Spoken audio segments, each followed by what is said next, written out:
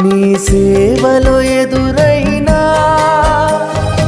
ఎన్నో సమస్యలలో నా బలమును చూచుకొని నిరాశ చెందితిని.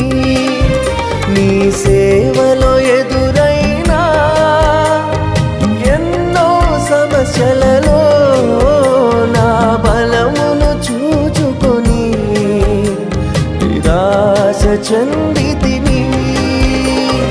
భారమైన ఈ సేవను ఇక చేయలేనని అనుకొనగా, భారమైన ఈ సేవను ఇక చేయలేనని అనుకొనగా, ప్రధాన యాజకుడా యేసు నీ అనుభవాలతో బలపరచితివి.